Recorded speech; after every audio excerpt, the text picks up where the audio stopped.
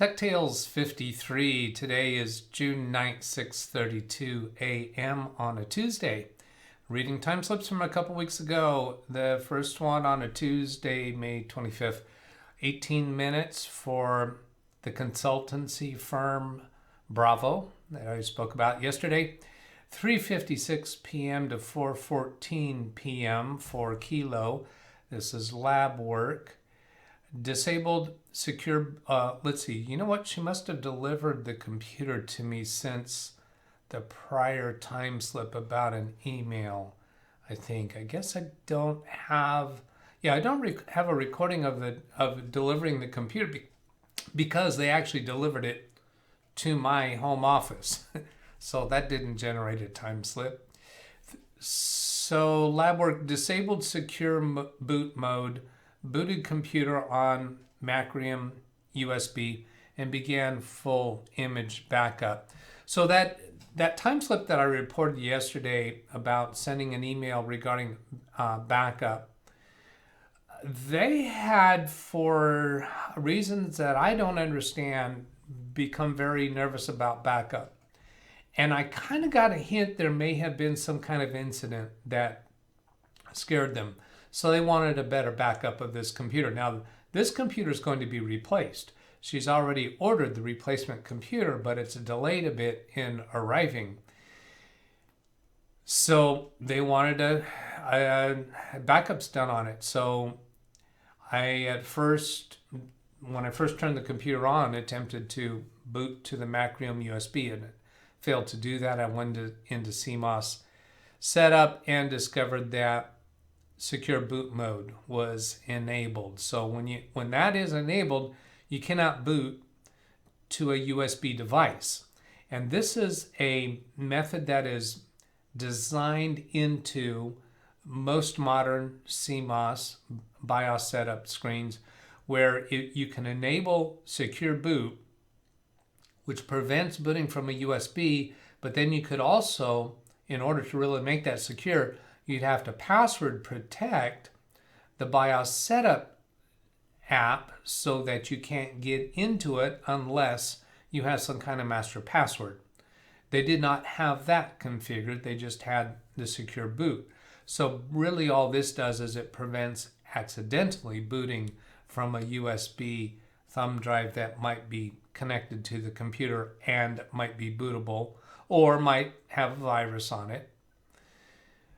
So began full image backup. Yeah, so then the next time slip, again on Tuesday, 21 minutes, a little bit later that day, 5:20 p.m. to 5:41 p.m. for the same computer for Bravo's office.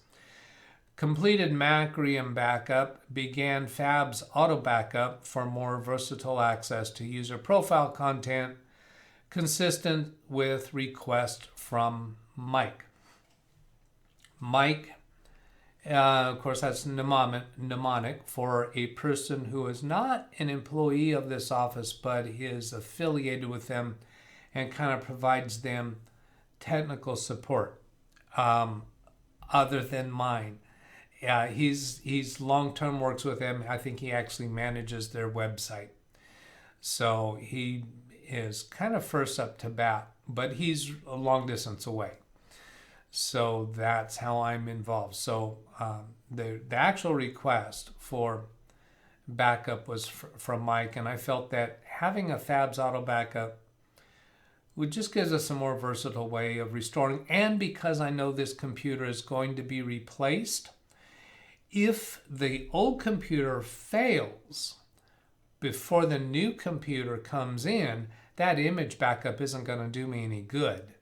So that's why I chose to have also a Fab's Auto Backup. Both of those backups are on my external device. They don't have possession of it. They didn't ask for possession of it. Then the next time slip on Wednesday the 26th, 15 minutes, and this is for the CPA office, Romeo. And this was 7:43 p.m. to 7:58 p.m. phone consultation. Very commonly with Tango in this office, who's one of the management level. He's a partner in the business. Often is after hours because he's busy during hours. Phone consultation discussing multiple topics. White paper of account credentials is one of the topics. He had requested a white paper of account credentials. Now, Tango is a fairly new partner in this business, maybe over a year. Actually, no, I officially took partnership at the beginning of 2021. And he's been making some long-term visionary moves and changes in the business, doing good things for the business. And so one of the things he's brought up the subject several times, what happens if I'm not available? I get hit by a bus or whatever. So we've been one foot after the other, setting up some methods for them to deal with a succession plan, essentially, if they wind up needing to use someone other than me. So this conversation was about account credentials.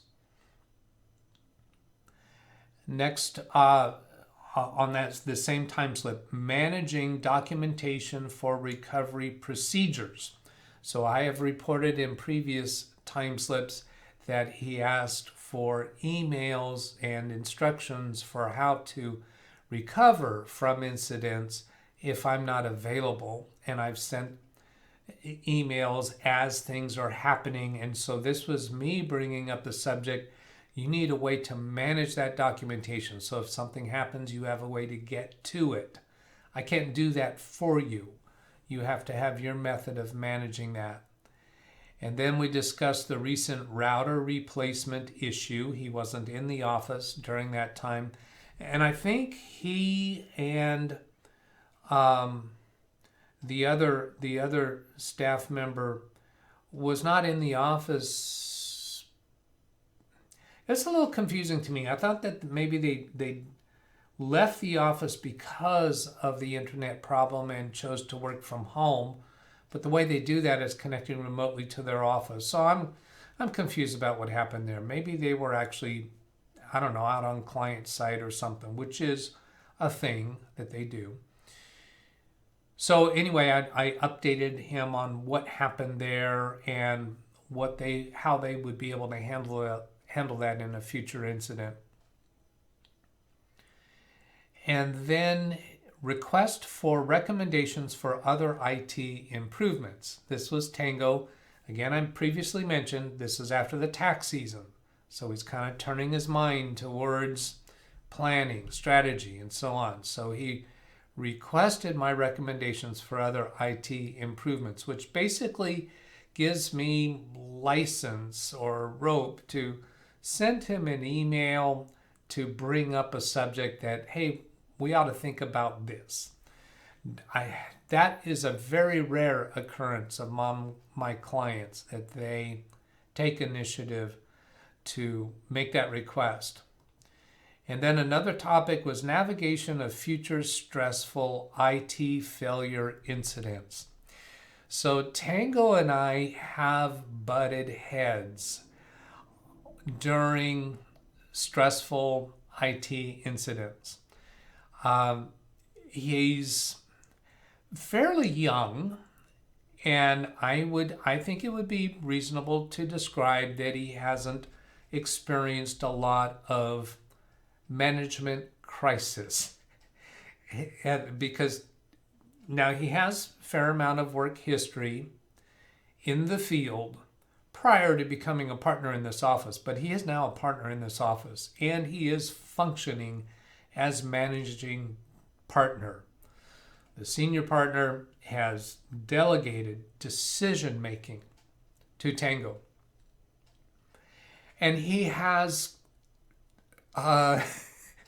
experienced high levels of stress during computer issues.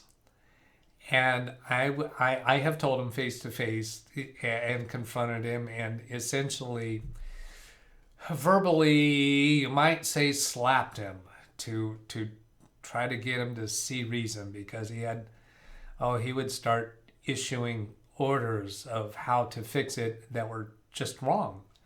and it's not his job to determine how to fix things. And so I have worked to educate him on that. And there have been times when it has been very tense, very stressful for him and for me. And so this was a calm conversation. How we have to be able to navigate those situations better in the future.